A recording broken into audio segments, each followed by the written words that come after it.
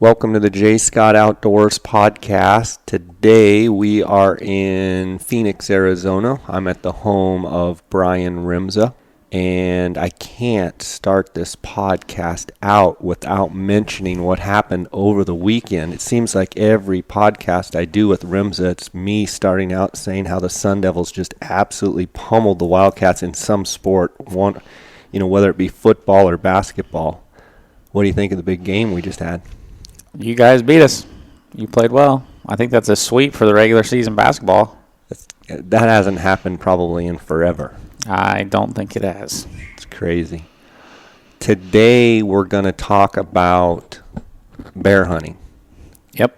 I want to talk about, we're obviously hitting here at the beginning of March. I want to talk about spring bear, and I want to talk about fall bear. And I believe you've harvested, 5 or 6 bears yourself? Yeah, I've harvested 5. And so I feel like you're a good person to chat about that. I get a lot of response and people wanting to hear about bears, and so I thought Rims is a perfect guy for that. Before we get to that, you are also the chairman, I believe, of the Bow Hunting in Arizona record book. That's correct. That is a committee as well as an organization? Yes. So is it tied in with the bow hunters in Arizona? Is it the Bow Hunter Association, or how does that work? So there's the Bow Hunting in Arizona record book, which is us, and then there's the Arizona Bow Hunters Association. We partner to do banquets together. Our banquet is actually this Saturday, March 16th, up at Game and Fish. If you have any desire to come, go online and buy some tickets at the ABA's website. And basically, we handle the record book aspect of things, recording all the big game animals harvested with the bow in the state, whereas the ABA works for bow hunters, kind of working with commissioners and lobbying for things that are important to bow hunters as an organization. This book that I'm looking at, Brian's given me a copy of the new Bow Hunting in Arizona record book. It's the 6th edition, 2018. This book's been around for a long time. I love the cover. It's beautiful. And the content, it looks like it's an incredible record book, because you look here, I'm just thumb through here, antelope. It gives the unit taken, the date taken, the time of day, style of hunting. Here's stock, here's still hunting, blind hunting, tree stand. Then it has the shot distance, and then where the animals hit, shoulder, liver, heart, paunch, lungs, neck, etc. Femoral, there's all sorts of listings, which I think is pretty cool to be able to know how some of these animals are hit. And then your bow weight, I assume that's the draw weight. Correct. And then type of broadhead, number of blades, and then it shows the rank. As well as there's some articles that are pretty cool. There's bow hunting and social media. I believe Cindy Richardson did one on I'm a Female Bow Hunter. I actually wrote an article, Tips to Field Judging Elk. There's 12 glassing secrets. There's Stalking Mule Deer. That's by Randy Ulmer. Right. Why don't you talk about some of the people that wrote here and the articles? I assume you kind of helped try and gather all of this stuff. Correct. So we print a record book every 8 years, and the goal is to obviously update all the animals that have been harvested and to put relevant information in the record book, so it's more than just looking at numbers. And so we've been blessed to have some really prominent bow hunters and prominent hunting figures in the state of Arizona that are willing to contribute to the organization by writing articles. You, for example, on how to field judge elk. The goal of this record book is to also, to show you some of the animals that have been harvested, but also to provide that newer hunter or someone looking to get into hunting some value rather than just looking at a simple number of an animal that was harvested. And so, we try to pick and focus on topics that we feel are important to today's bow hunter and try to make it relevant. Russ Richardson wrote an article on hunting and social media, bow hunting and social media, because I think we can all appreciate the fact that social media has really stepped up its impact on hunting worldwide. Whether your opinion is that it's good or bad or indifferent, Russ wrote a really solid piece, and Russ is a solid guy. The Richardson family's been a big time contributor to bow hunting in Arizona for a long time and to just bow hunting throughout the world. Cindy talks about being a successful female bow hunter and the impacts of that. And then everybody knows Randy Ulmer talking about his stalking mule deer techniques and things of that nature. I mean, the goal here is to provide valuable knowledge and valuable information and to everyone out there. Dwayne Adams wrote us an article on the 12 glassing secrets. Dwayne's a pretty prominent glasser, very successful coos deer hunter as well as mule deer hunter and several other animals out there. So, for $20 or $25, you can purchase this book online at bowhuntinginarizona.com, and it provides a ton of relevant information. And, we do show unit numbers and things of that nature to kind of give you an idea of where, the bigger animals are being harvested. Jim Heffelfinger wrote an article about hybrids and things of that nature, which is pretty interesting topic. Interesting topic these days because, there's a lot of talk about crossbreeding between mule deer and whitetail, and he talks about how to identify one or the other and things of that nature. And we have some examples, photos and examples in here, as well as one of the original articles from Al Henderson from the second edition book talking about where it all started. So, I think the book really is a good resource as well as a record book for bow hunters and, anyone out there for that matter. Each of the largest animals that were harvested in the last 8-year period, those individuals were given the opportunity to write articles. So you can read the article about some of the bigger animals that have been harvested in the state over the last 8 years. Now, granted, we try to encompass all the animals that have been harvested in the state, but if some people don't enter animals in record books, so we obviously cannot incorporate those into the record book and if they haven't entered them. But it really gives you a good look at kind of Arizona bow hunting and the records. And the original book was back in 1975, and so there's a lot of great records in here.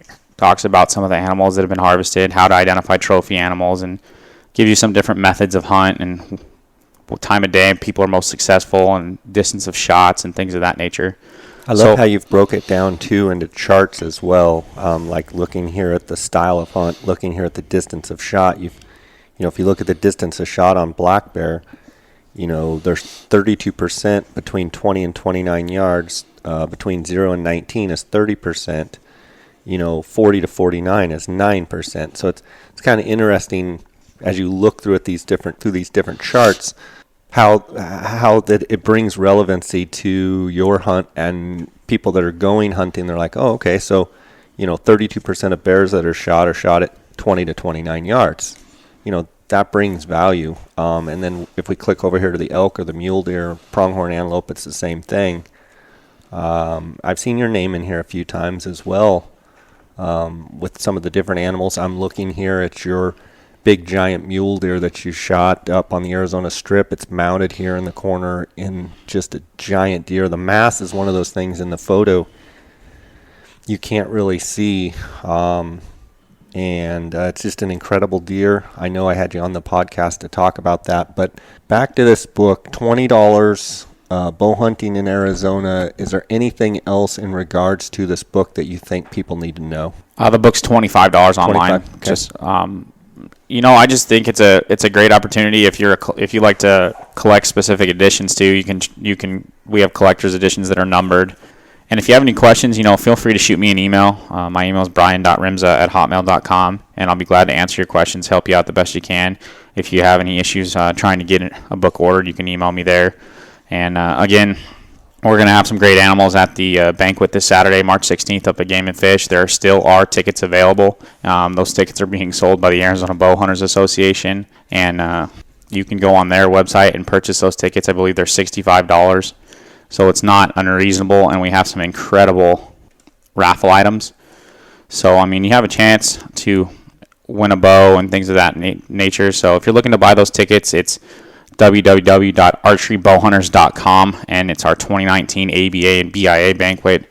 We will be selling the auction black bear tag and the auction buffalo tag and the auction javelina tag.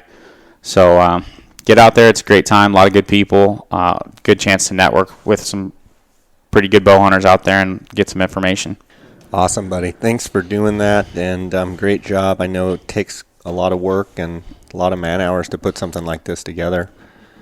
So as we move forward here, wanting to talk about bears, out of the bears that you've shot, how many of them have been with the bow and how many with the rifle? I've killed one bear in the spring with a bow, and then all the other bears I've killed have been with the rifle. Okay. So let's break down the spring bear hunting in Arizona. Talk about how the tags are acquired and kind of the season structure and what have you. I'll let you kind of run with that. Yeah, so the spring bear hunts, obviously you apply for those permitted tags with the spring draw. So it's usually in October is when the draw deadline is, and so there's a few hunts that require you to apply for the rifle hunt, pretty limited numbers, and then there's several units that have what are called non-permit tags, which are over the counter that you can purchase those tags. The hunts all start for the rifle hunt March 22nd and basically go to May 2nd. A couple of them go to July 31st, and then the archery spring bear hunts. The majority of those archery hunts are going to be draw tags that you can apply for. The bear that I shot in the spring I killed in 35A on a draw tag several years ago. I think it was back in 2009, I think it was, that I shot that bear. And those hunts start May 3rd and go to July 31st. Those hunts are a little longer, and one of the predominant ways to be successful on those hunts is to sit water in those summer months. It's pretty brutal and hot out there, but you're also dealing with some of the bear rut. That rut seems to take place kind of the middle of May to the middle of June, and it can go a little longer or be a little shorter depending on the circumstances. I shot my bear on May 31st, and he was pushing a sow up the bottom of a canyon. I was able to cut him off and made a good shot on him and killed him down there in 35A. So those are kind of your spring options. I mean, my opinion on spring is that it's much more difficult to find bears in the spring. They tend to be kind of hanging in the bottoms of the canyons. They're not readily available out on the hillsides feeding as much. It's totally doable, but it's just not the easiest thing to make happen. The fall bear hunts are generally the places where if you're a new bear hunter looking to be successful on the first time and trying to figure out bears, the fall is generally that hunt that tends to lend itself to higher success rates because those bears are out feeding more and they're up on the ridge sides, eating freaking prickly pears or in the oak thickets and things of that nature. So springtime calling can be very effective too because those bears seem to travel. Bears all seem to travel in the bottom of the canyons. So the nastiest places you can find, that's where those bears seem to be at. So, Brian, with this spring hunt coming up, here we are recording this around kind of the beginning of March, and this bear hunt's going to start here in the 22nd, you say. Are most bears, in your opinion, or what you know of, are most bears already out of hibernation?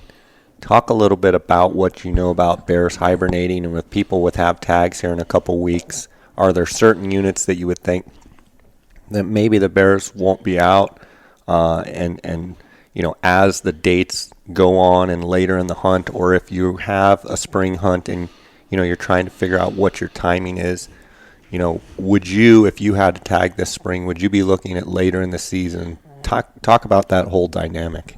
I definitely think this year you're going to see the bears out later because we've had such a strong moisture year and we still have quite a bit of snow up in the northern units and eastern parts of the state.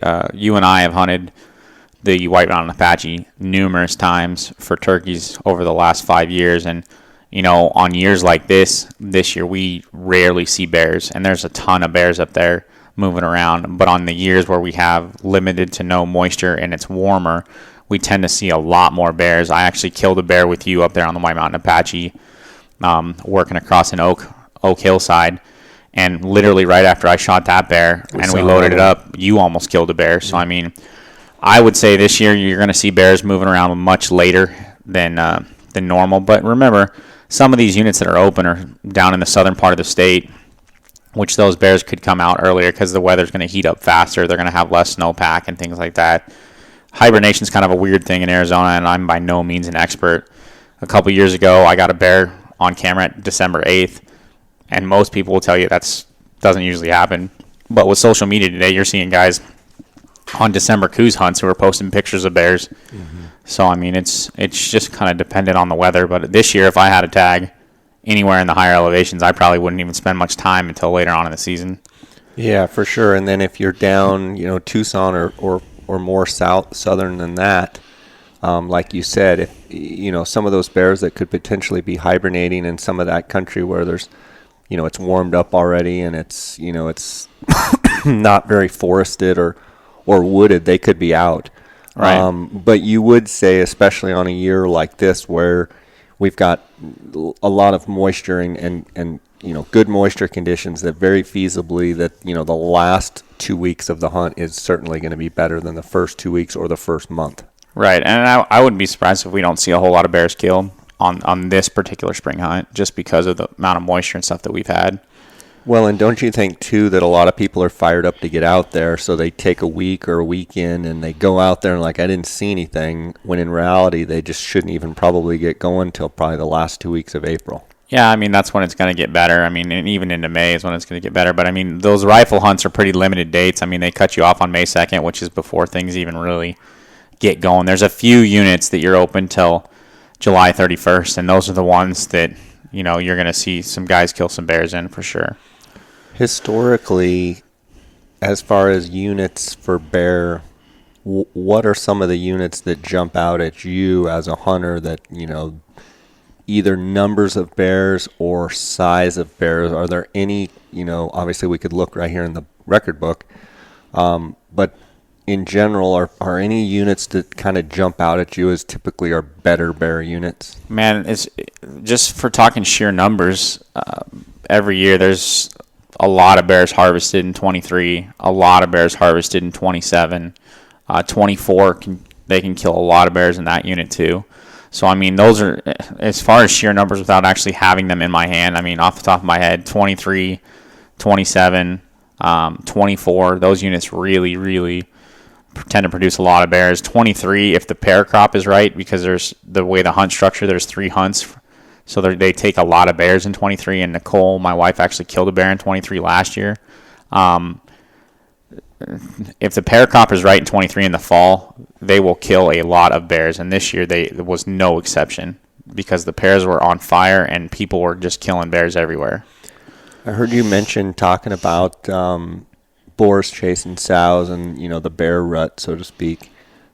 Talk a little bit about that from a strategy standpoint. If you knew that the rut was imminent and you had one of these units where it was, that went till July and you were able to hunt in that, mid-May, into June stuff, how would you strategically try and find those bears that are quote-unquote rutting?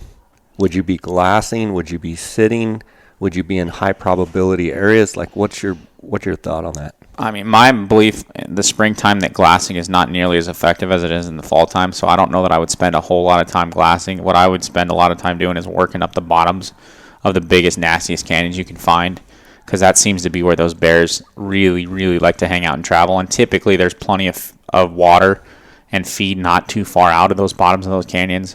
The big bear that I killed in the spring was pushing a sow right up a trail, right up the bottom of the canyon, and I mean, he was totally focused on that sow, and I was able to sneak into 25 yards and make a good shot on him.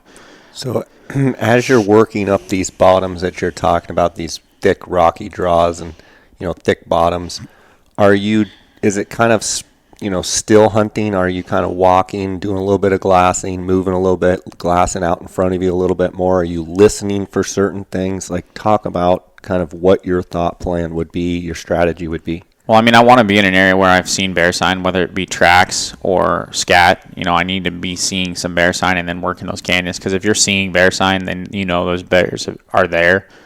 It's more or less still hunting, and then if you're trying to bring the bear to you successfully, calling can be very, very effective. I would say probably one of the most successful techniques of killing bears in the spring is going to be sitting water, especially on those hunts that go to July 31st. And would you sit, all day?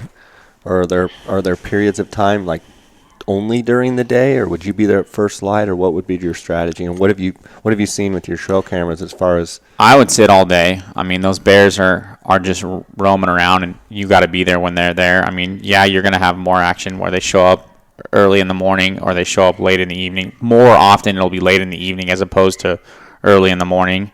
But it's not always that case. But if you're getting in there, those bears have a really good sense of smell, so you really need to just get in there. But if I had a choice and I could only sit part of the day, I would sit the evening. Okay. Sorry about the puppies in the background. We got a full litter of 8 lab puppies that are running around, so it's kind of crazy. When you talk about tracks that you see or scat that you see, for those out there listening that this might be their first bear hunt, like what specifically are you looking for if you were to target tracks, if you were to target areas of scat? Like specifically, are you looking on roads? Are you specifically going around water tanks? Like where are you looking for these tracks? What are you trying to find? And obviously a bear track, explain a bear track to someone that maybe doesn't even know what a bear track looks like. Yeah, I mean, a lot of times you're looking for tracks around water. If it's dry, can definitely be super, super helpful. I mean, because if it's dry and it's hot and the bears are hitting water, that'll give you an idea of what is there. And they're easier to find in the mud. You know what I mean? They're much easier to see in the mud than if a bear's walking down a road. But a couple years ago, you and I went and hunted Gould's turkey down in southern Arizona, and we were working roads looking for turkey tracks and looking for drag marks and things of that nature. And we right down the middle of the road, and the powder of the road is a freaking black bear track. Early spring bear walking down the road. And I mean, bear tracks pretty easy to decipher. I mean, a lot of guys don't get them mixed up with like coyotes. A lot of guys will mix up a coyote track with a lion track and things like that. But a bear track's really pretty easy to figure out. I mean, you've got 5 toes, and the front pad is kind of a elongated pad, meaning that it's wider than it is longer, whereas the back pad looks like a human foot. Right. I mean, it looks just like a human foot, pretty much.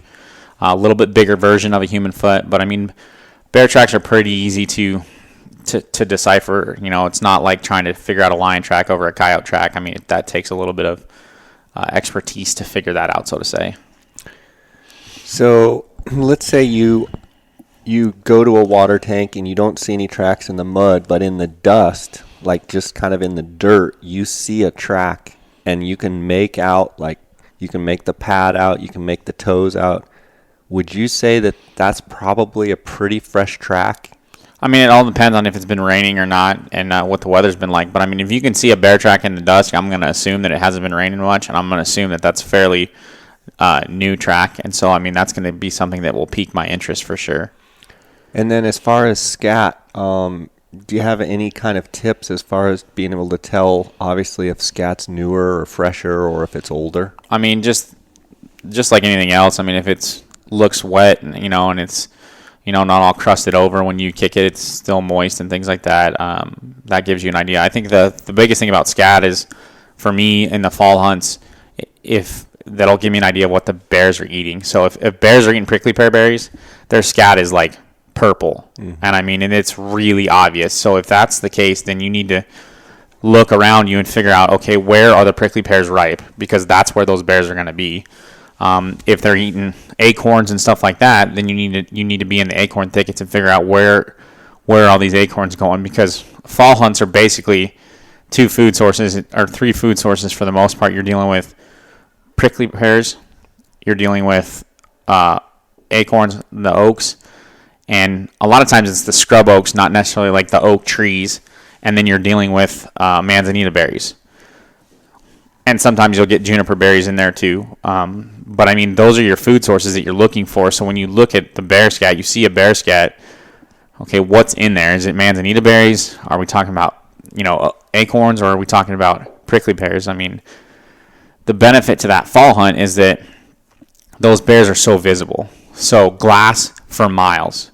Normally, if you're glassing a koozie, you're probably not going to glass much more than a couple miles away because they're hard as heck to see. But if you're glassing for bears, you should be glassing 3-4 miles away.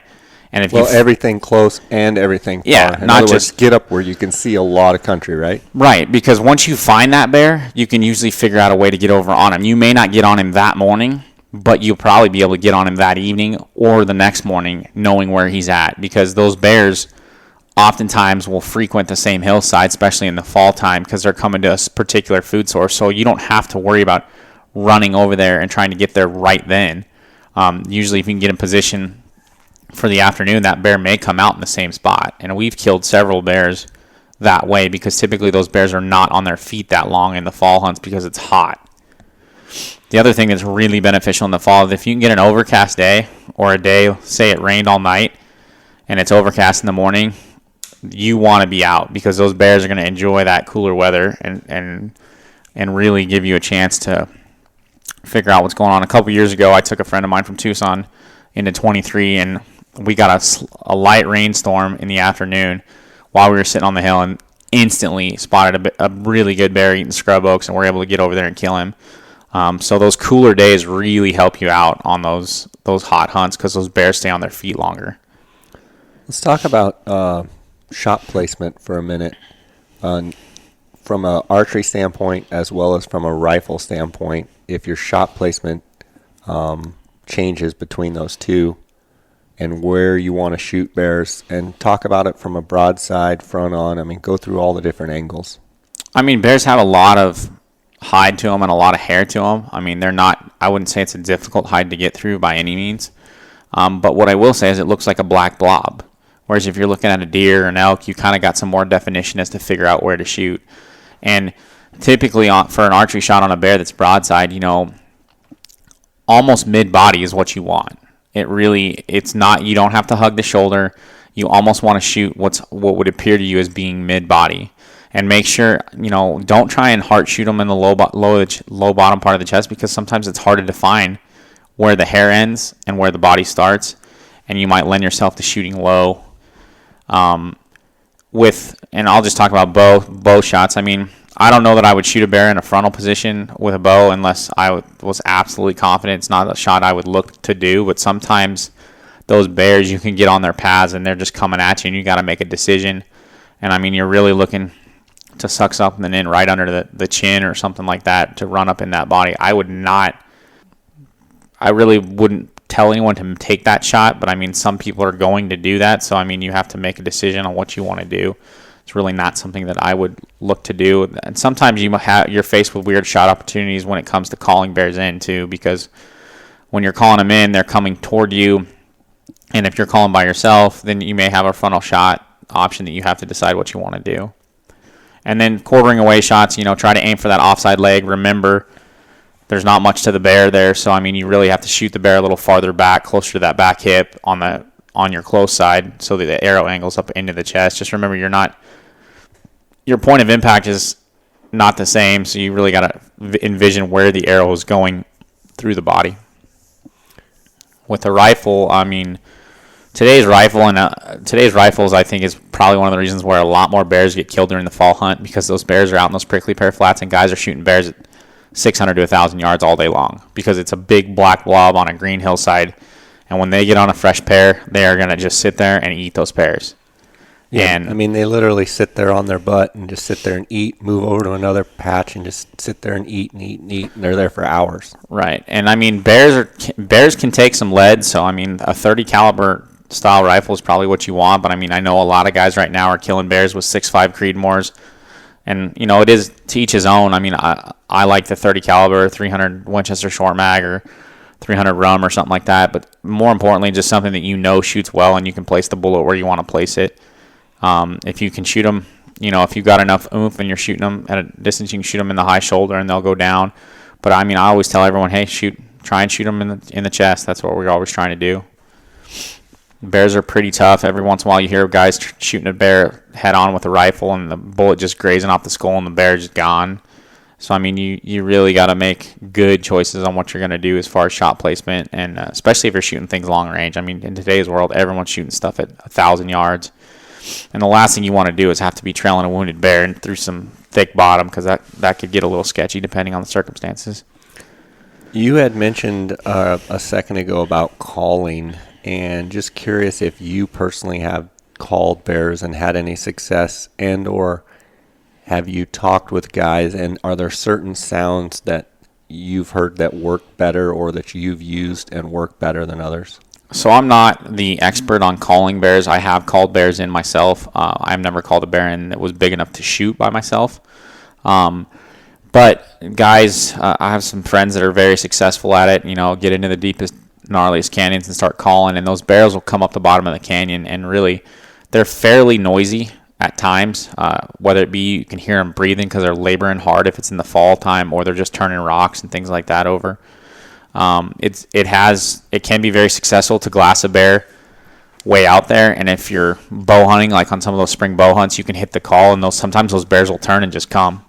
What I do know about bears is they lose interest quick, so you got to call for 45 minutes at a time and continually be on the call. It's not simply just blowing the call for a couple minutes, stopping for a couple minutes, blowing the call. You need to continuously be on the call all the time, because they will lose interest very quickly. And this is a distress type call. Yeah. Right. Jackrabbit distress, fawn distress, whitetail fawn distress, different types of distress calls can work very, very well.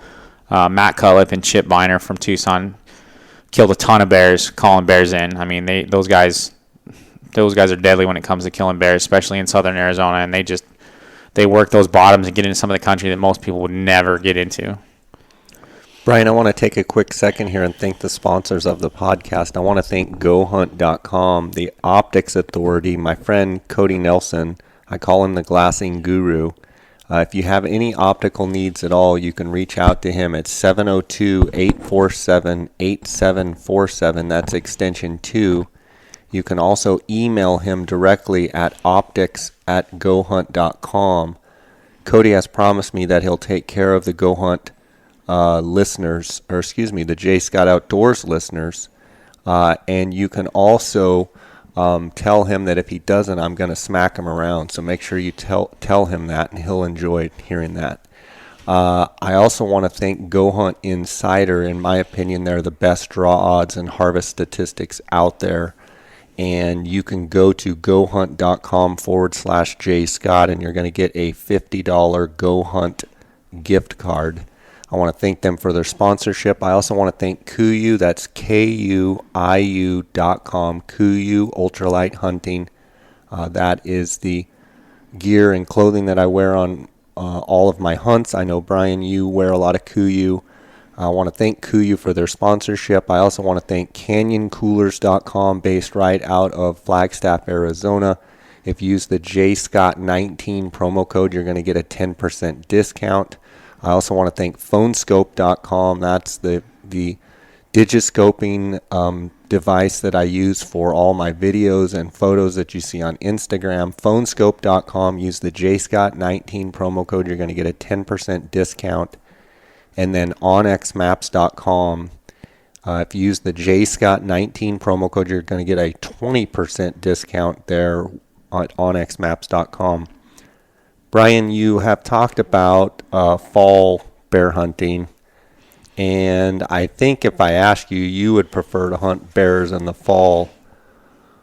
One of the things about bears in the fall is that coincides with that, them eating the prickly pear a lot, is those hunts are typically very, very hot.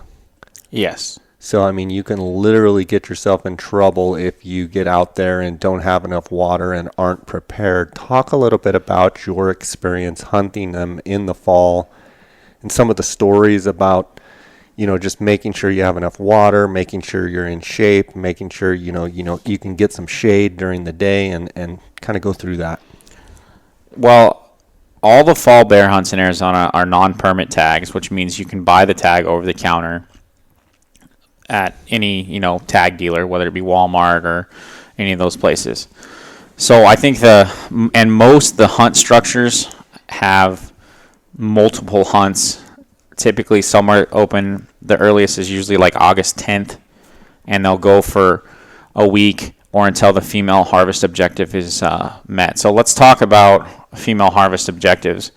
So the way that Game and Fish manages bears is they set the number of females that they want harvested in a particular unit or group of units each year. And So they have what's called a hunt female harvest objective, which is the number of bears they want harvested on that particular hunt. And then they have an annual female harvest objective, which is the total number of females they want harvested on that in those particular units for the year. So why does that matter? So just for example, we'll take 3B in eastern Arizona. 3B has a bear hunt that opens August 10th and it goes to August 23rd. And there are 2 bears. It's a two sow quota on that hunt. Well, what happens in 3B is that a lot of guys will run dogs because in Arizona you can only run dogs from August 1st to December 31st to hunt So bears. on the spring hunt, there's no dogs on the spring hunt. Okay. And that also applies to the auction tag or the commissioner's tag. You cannot run dogs in the springtime at all, even if you have that tag. So what happens is that the hunt opens on a Friday like every other hunt, and people go out and hunt. And you have to record your bear harvest by calling the hunting line number, which is 1-800-970-BEAR or 1-800-970-2327 to report the bear that you've harvested. Well, if all of the bears you have 48 hours of taking a bear to call it in and report it, and then you have 10 days to actually physically take your bear to Game and Fish and let them inspect it to validate proof of sex and things of that nature. Well, obviously, with that time frame and that grace period, there's going to be more, if it's a good year, they could kill 10 sows in that time frame. If they kill 10 sows in that time frame, well, that hunt now is closed for that particular season, but the annual female harvest objective for 3B is 10 sows.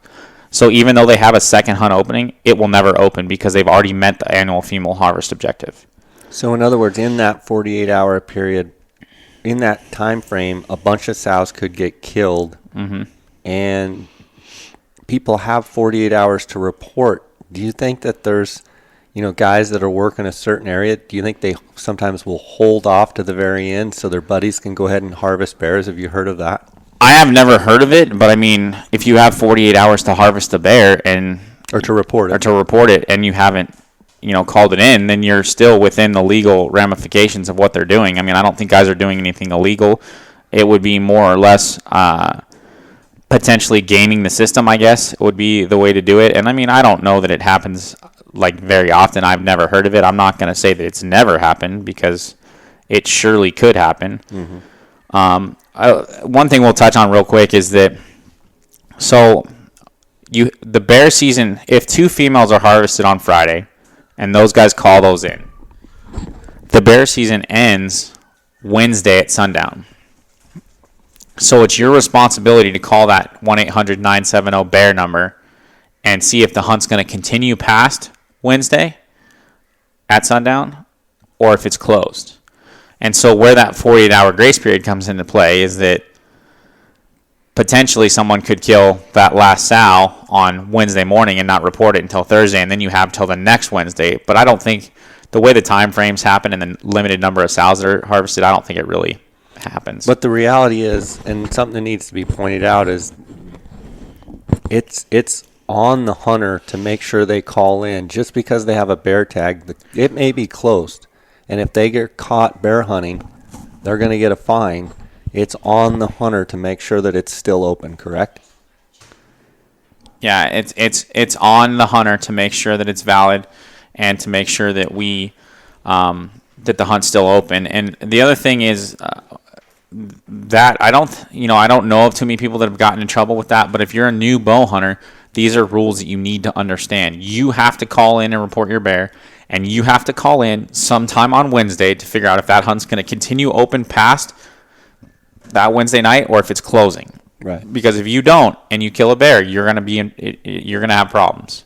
Okay. One thing to talk about in Arizona, and just real quick to cover it, is that there's no baiting for bears in Arizona on state land. So I know the White Mountain Apache has hunts up there with non-tribal outfitters that do a great job, kill some giant bears over baits. But on state land in Arizona, you cannot bait for bears. And when you mean state land, you mean federal, you mean state, you mean BLM, you mean anything but a reservation. Tribal. Yeah, correct. Anything but a reservation. And just another thing to add to that is that you can only harvest one bear in Arizona, and that is on state land. So if you Per year. Right. So if you love hunting bears and you have a San Carlos bear tag and you have a White Mountain Apache bear tag and you have a state land bear tag, you can kill 3 bears because the reservations are separate entities.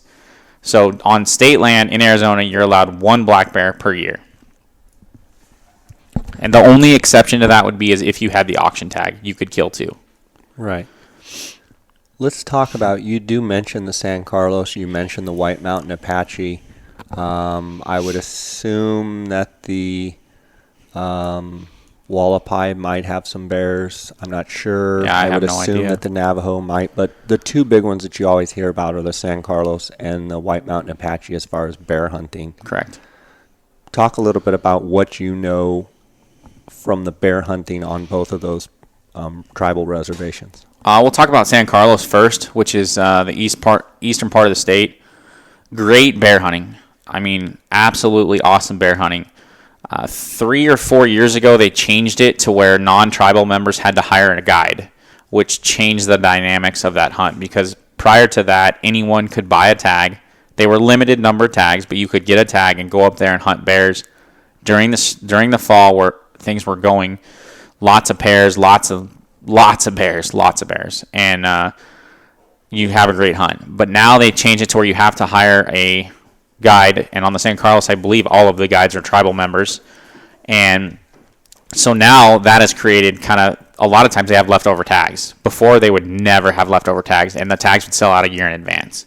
But now they have leftover tags, and especially for the spring hunts, a lot of guys would buy a bear tag just like we buy them just because we're going up there to hunt turkeys, and we'd spend our time hunting turkeys. But if we saw a bear, then we would change focus.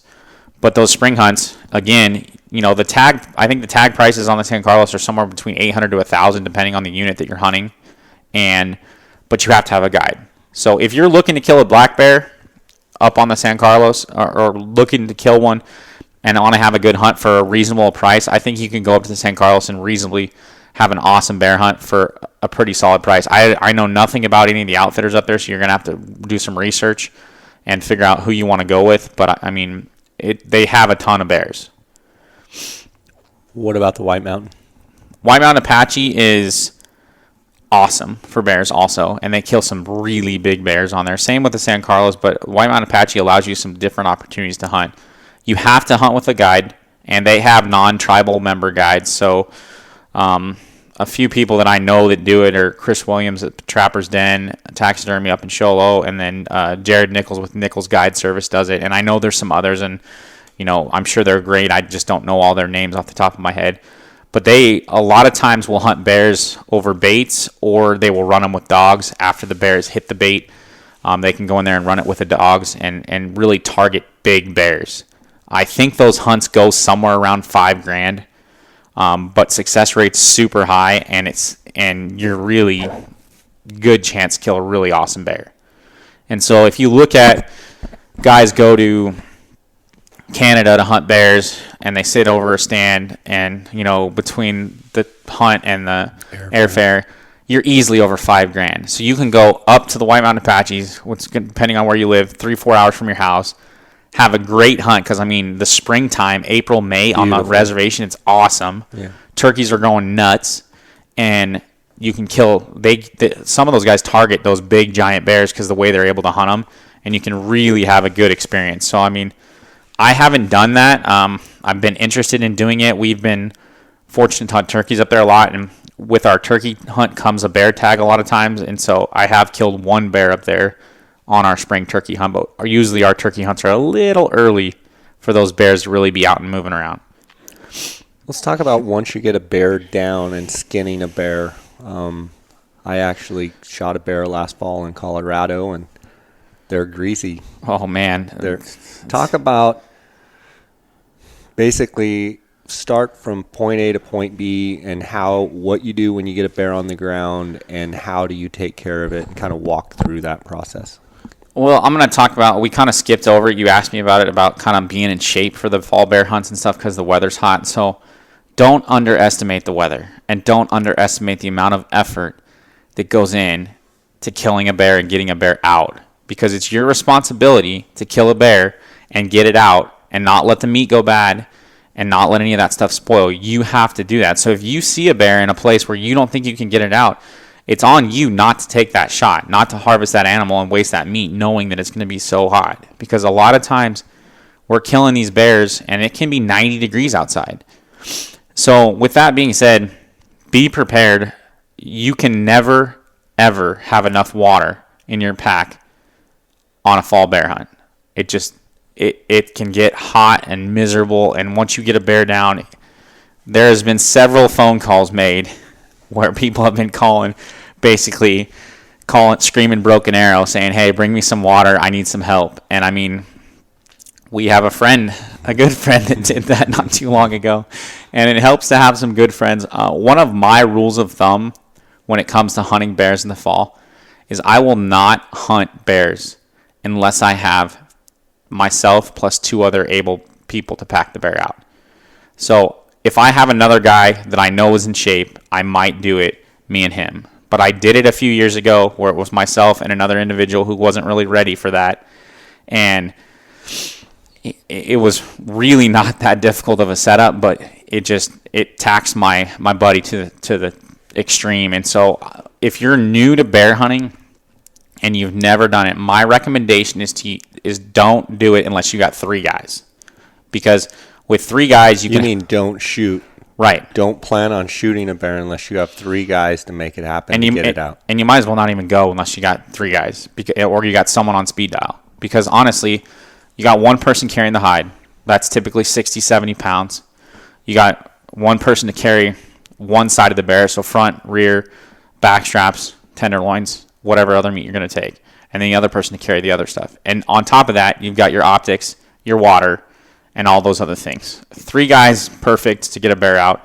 It can be done with 2, but you're going to pay for it. And sometimes 3 guys is not enough depending on where you kill the bear. Big floppy hat, lots of sunscreen. Sometimes a thermocell can be worth its weight in gold when it comes to that. Mosquitoes? Yeah. Okay. So, and now we'll talk about when you kill a bear, get a bear down on the ground. It's a lot of work. They die in some crappy places. They're hard to get a hold of. For moving them around. Sometimes you just got to work on them where they lay. And typically, will you try and drag them into the shade if you can? Absolutely. Okay. If you can. I mean, get them wherever you can get them to make it work. Okay. Typically, you're laying them on their back because most people are either doing a rug or a life size. And so you're cutting them up the belly, down each leg, and then peeling them back that way. It can be difficult if you've never done it to deal with getting the feet and the pads off. But you can cut the bear all the way to the wrist and then through that first pad and then cut it off at the joint right there. And if you cut through that first pad, it'll give you some more play. I wouldn't deal with any other parts of the pad. I'll let your taxidermist do that.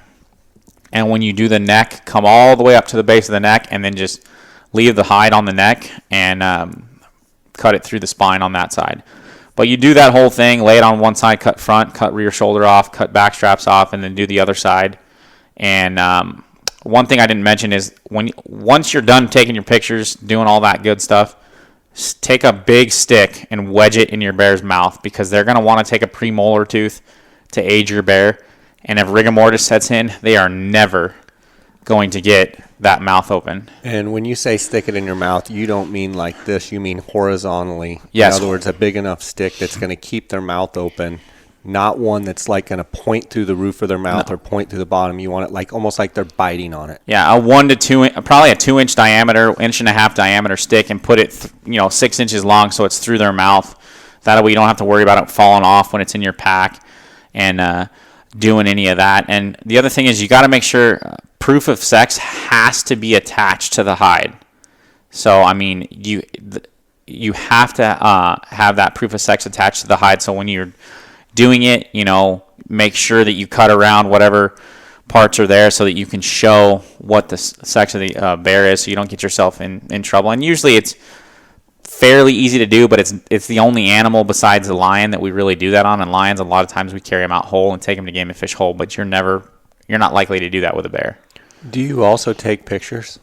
Absolutely. I mean, do you, other than trophy photos, do you take pictures to be able to show what sex it is? Yeah, I mean, I think that's important to do because if something happens, you make a mistake, you're new, at least you can say, look, I did the best I could. I'm sorry, here's the pictures, photo. you know what I mean? If it's really not too terribly difficult, so I mean, you should be able to manage and figure it out. Most people can figure boy parts and girl parts. Yeah. But some can't. For sure. The other thing is, when you get that meat out, don't put it in a bag right away. Let it breathe because it's going to be hot. Get it in the shade. Let it breathe for a minute to cool down. If you throw it right into a plastic bag, it's really just going to cook that meat and it's going to be bad. And typically it goes bad from the internal bone out. So, I mean, it's okay to let it sit. I would say if you get a bear down in a really nasty spot and it's, going to be cooler, you can get away with hanging that meat overnight if you kill that bear and you're breaking him down in the dark. Just be cautious of it because it's your responsibility to do everything you can to preserve and save that meat and make sure you get it out. When you're breaking down a bear, can you do everything that you need with a knife? Yes.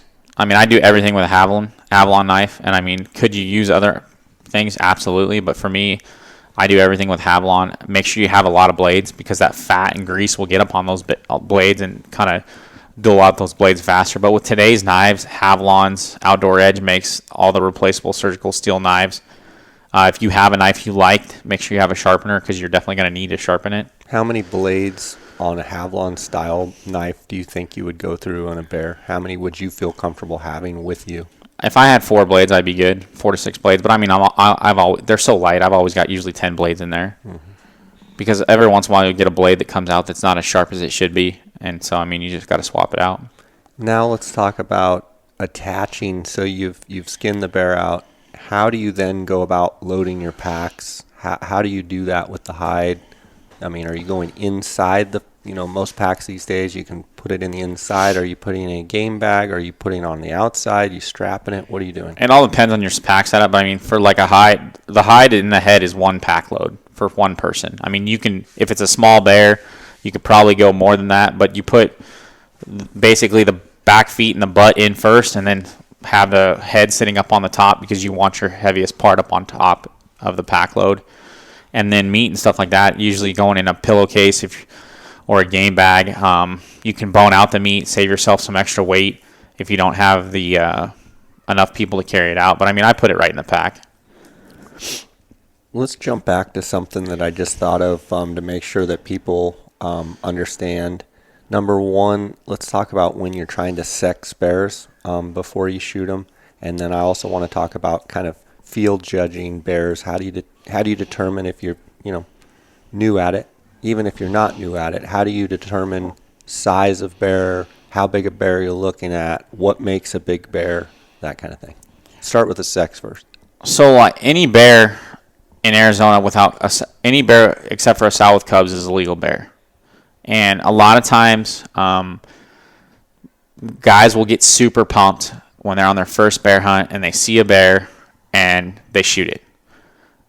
And it happened to me, the very first bear I ever killed. I was like 20 years old, 18 years old, and got super excited, shot this bear, and I walked up to it, and it's honestly one of the most disappointing animals I've ever walked up on in my life because it was tiny. And I mean, honestly, like it was the first bear I'd ever shot. I was super excited, and it was just a little, I call it my bath mat bear. And it was a learning experience, but I mean, I was sick to my stomach when I walked up to it just because it was so small. And any animal is a trophy, to each his own. I'm not telling people that you don't have to, that you shouldn't shoot that. It's your decision, not mine. It's a legal animal. You do what you want. But sexing bears can be very difficult unless they're in a tree above you where you can look up at them and see them. Typically speaking, I mean, your big giant bears that are lumbering along the hillside, just real calculated walks, just kind of rolling back and forth with each step, belly hanging down, damn near dragging the ground, big old head on them. I mean, those are going to be your boars, typically speaking. And they're going to they're going to look like they have a little more of a compact face, kind of a smashed face, I guess it would look like, because they have such a wide skull that it doesn't look like it's that long. Your sows are going to have a little bit smaller head, smaller stature, smaller body. It looks like they'll have a longer snout, kind of. Right. The ears will be more up on the top of their head rather than off the sides of their head. So that's a very difficult thing to do. And I mean, I think more than trying to worry about the sex, I mean, I know you want to kill a boar because it keeps the seasons open longer, and that's the goal, obviously. But if, a big 300-pound sow is a big trophy to a lot of people, and there's nothing wrong with shooting a big bear that may be a sow. I mean, there's been some big bears killed that are sows, and obviously, typically speaking, the biggest bears, in the record book are almost all male bears because it's just the way that it works. I mean, you have to go down in our record book and get to basically entry 89 in the book to get to a female. So, I mean, and it's just... Explain 89. So, well, 89 is just it's the rank in the book where that bear would fall. But the way a bear is measured is you take the top of the skull, so the bottom jaw means nothing, and you measure the length of the bear from the back of the skull to the front of the skull, and it actually incorporates the teeth, unless the teeth is like coming straight out, and then you take the width. So the widest part is typically the cheekbones of the like orbital socket, and you add that together. So, for example, Arizona's biggest bear is 22 and 2/16. So that bear had a 13 and 15/16 length measurement, and it was 8 and 3/16 wide. So, I mean, it's a tank of a bear. I mean, those are big bears. Compared to some of the smaller entries. So the first sow in the book is 10 inches in length. So you're taking 3-inch difference, right, and 7 inches in width. So the width... 1 inch and 3/16. Yeah, so your length is where a lot of it comes into play. And, it's super hard to really judge a big bear. I mean, really what I'm looking for is a big-bodied bear. And it may be a bear that I kill that's 350 pounds, and he may only have a 19-inch skull. And you may kill a bear that's old, emaciated bear that has a giant skull. So, I mean, but you can kind of get an idea of what they are by looking at them when they're moving around. It's when you call a bear in that you have to make a split-second decision, or you're just new to bear hunting. I mean, if you've never killed a bear and you're out there on the hillside and you glass a bear up, you're going to be stoked. And so you're going to get excited and you're going to go shoot it. And it may be a small bear. It is what it is. I mean... Wouldn't you say, as a general rule of thumb, though, when you're looking at them, if they look like they have a blocky head, they look like their belly's hanging down, I mean, if they look gigantic, they probably are a pretty good mature bear. Yeah, if the bear looks like big, long legs and you don't see much belly and you see kind of a like a long snout, almost like a dog-looking snout from the side. I mean, there's quite a bit of nose. Right. Probably a sow and probably a younger bear. Yeah, and when I'm talking small bears, like the first bear I ever killed, I mean, like you should, if you take a second to let your nerves calm down because you finally found a bear and you look at him, it basically looks like a dog with long legs. Right. I mean, their legs look like they're 3 feet long, and they have this little torso section. I mean, you should, if you take a couple seconds to really look at it, you should know that it's a small bear. Now, you have to make a determination whether you're going to kill it or not. That's up to you. But yes, I mean, it happened to me, though, is my point, and it can happen to anybody. You get excited, you get tunnel vision, and you're like, holy smokes, I finally found a bear, and, you end up shooting a bear, and you walk up to it, and you're like, wow. Yeah, what did I just do? Yeah.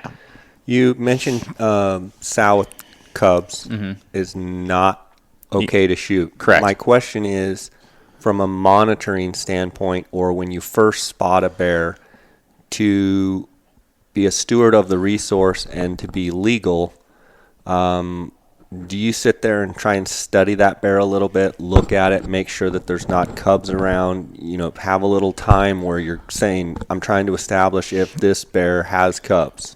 Yeah, Because they could be wandering off or what have you. Yes, I mean, typically speaking, the sows with cubs that I've seen, it's usually pretty quick. You're going to glass up the big bear first, and you'll be watching him for a few minutes, and then boom, you'll see a cub move out, next to him or from, a bush to the right of him or something like that. So you do need to give it some time, a minute or two, to kind of look around. I haven't never had an issue figuring it out one way or the other. And generally speaking, on those fall hunts, if you see more than one bear, it's a sow with cubs. I mean, it's not, on those early, the spring hunts when the bears are breeding and stuff like that, you're going to have the boars and the sows together. But typically speaking, if you see a bear, more than one bear on a fall hunt, it's probably going to be a sow with cubs. Right. Even if the cubs are pretty big. You could get some cubs that could look pretty big. I mean, remember, those cubs at some point break away from the mom and go off and do their thing. And, I mean, they're mature enough, but they're small. Talk about bears feeding on dead stuff, such as elk, moo cows, maybe wild horses, things that, they come across and either kill or they find dead. Legal, not legal, how, what's your opinion, what's your interpretation of how the laws work on, if you were to just find a random dead elk and you see bear tracks all around, can you sit that? I mean, that's a great question, and I don't want to give anybody the wrong information. For a long time, it's not an attractant that you particularly placed out there. And I'll pull up the baiting rule here in a second, and we'll go over it and talk about that. So on the San Carlos, it was really common to kill bears eating dead cows. I mean, really common. Yeah. If you had a dead cow on the San Carlos, especially in those August months, which was pretty prevalent on the San Carlos, you would shoot bears off those cows all the time. On state land, doesn't happen as much. I had a 21 elk tag a few years back in 2015, and I was walking out to a glassing point and bumped a bear off a Coos deer buck that he had killed. It does happen. Up on the White Mountain Apache, occasionally you'll get bears that'll be eating on a wild horse that has either died or they've killed. I think most of the time they're just wild horses that have died. But those are things to kind of look around. I mean, there's usually a bear hunt in Arizona and that fall hunt that opens the first Friday in October. So it was October 4th this year. And when those bear hunts open, that's usually right at the tail end of the early rifle bull hunt. So it's not uncommon to find a bear feeding either on an elk that may have been wounded and lost, or on an elk carcass from a elk that was killed, and they took all the stuff off of them and left. But I'm trying to find right now the exact verbiage for hunting over a carcass and what's defined as bait. I mean, it's a topic of conversation. It's very much in the regs. I just don't want to give you wrong information, and I don't feel comfortable. I'll read you what it says here once I find it, and then we'll go from there. So Brian was able to find it on the Arizona Game and Fish website. We're going to kind of give a little disclaimer to take this for what it's worth, read it for yourself, maybe check with the wildlife manager in the unit you're going to hunt just to make sure you're on the right page. But what'd you find, Brian? So it's R12-4-303, and it's unlawful devices, methods, and ammunition. It says an individual shall not use edible or ingestible substances to aid in taking big game. The use of edible or ingestible substances to aid in taking big game is unlawful when an individual places edible or ingestible substances for the purpose of attracting or taking big game, or an individual knowingly takes big game with the aid of edible or ingestible substances placed for the purpose of attracting wildlife to a specific location. For the purpose of this subsection, edible or ingestible substances do not include any of the following: water, salt, salt-based materials produced and manufactured for the livestock industry, nutritional supplements produced and manufactured for livestock industry and placed during the course of livestock or agricultural operations. So, based on the way I'm reading this, an animal carcass would not fall under the baiting statute, but as long as you didn't put it there. As long as you didn't put it there. Or your buddy didn't put it there. If Right. you just come across something and it's fair and square, it sounds like the way that rule reads to me is that you can sit there and watch and see if a bear comes. That's the way I interpret it. That's the way I interpret that particular rule. So, I mean, you can't take a carcass, you can't take a dead cow carcass if you own a dairy farm or you're a cattle rancher and place it in a plate. Because you have a tag coming out. Right. You can't do stuff like that. So, but I encourage you to reach out to Game and Fish, talk to them, get their disclaimer, see what they have to say. But that's what the statute says. And the key things about the statute for me, it talks about that an individual places edible or ingestible substance for the purpose of attracting, taking big game. So, I mean, you're not placing anything for that particular reason, and you didn't have any part in it. So, right. But it's always good to touch base. Yeah. Brian, I want to conclude. You've been awesome here. I want to conclude with you kind of telling the story of your favorite bear hunt, whether it be, biggest bear, whatever, coolest situation, your favorite bear hunt that you have been on, whether it be archery, rifle, whatever it may be. My favorite bear hunt by far is my archery bear that I shot in 35A. I have an uncle that lived in Tucson at the time. He had killed several bears down there, and he kind of gave me a couple of different canyons to check out. So I decided I would go down there for a long weekend and just kind of get the lay of the land, and then I was going to go back and hunt for basically 2 weeks to see if I could kill a bear. And so I drove down there, set up my camp, and had a buddy with me, and we went exactly to where my uncle told me to start, and there's a hiking trail there, so I parked at the hiking trail, and as I walked up to the hiking trail, there was another truck there with it was 2 adults and two boys that were with them, and they were talking about that they were just going to go up hiking. And we talked for a minute, and I told them that we were looking for bears, and they were kind of surprised to think that there was any bears in the area and stuff like that. So we went up the trail ahead of them, walked up the trail maybe for 10 minutes, and I looked up, and here's a red bear walking down the trail right at me, like 100 yards, and I was like. So, I mean, I got ready. I got locked in on that bear and started moving up the trail. It was pretty quiet walking on the trail, so I was just moving up the trail as this bear is kind of moving toward me. And I get into about 35 yards, and I'm getting ready to shoot this bear. And I hear something to my left, and I look to my left, and there's a bigger red bear, and he's standing up with a tree branch against his back, breaking the tree limbs over his shoulder. And I'd never seen that except for watching hunting shows. Jim Shockey's videotaped some of that stuff, and I was like, holy smokes. And so the bear breaks this branch and drops down to all fours, and I shoot him at 25 yards. I hit him a little back. I load another arrow, and I shoot him again, and he runs 10 yards and falls over dead. And I look at my buddy, and I'm like, did this really just happen? I mean, we've literally been hunting for 30 minutes. And before we even walk up to the bear, I hear the hikers coming up behind us, and I stopped them and told them what had happened, and they were amazed. Thankfully, they were okay with the hunting aspect of things, and literally we walked up to this bear, and I just killed a giant 14-year-old bear that ended up going 19 and 13/16, which is a really good Arizona bear, and just a really pretty red color phase bear. And I mean, it was just one of those hunts that was just meant to be. There's nothing that I could do to make it any better. And so that's probably one of my favorite bear hunts that I can ever remember. And I've got that bear life-sized in my house, just a really awesome bear. That's awesome, man. That's a cool story. I remember when you shot it. I think you texted me and said, I got one. Yeah. Pretty neat. Awesome story. Buddy, it's always great to have you on the podcast. Want to give you a chance to let people know how they can reach out if they want to you, or they can follow more of what you got going on.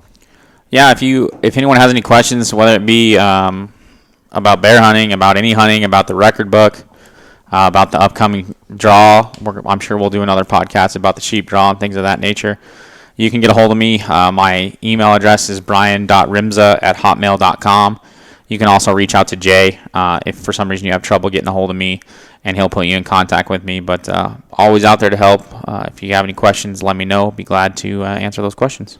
Yeah, and before we go here, you're one of the you don't maybe do it as much as you used to, but competitive archers used to be a huge part of your life.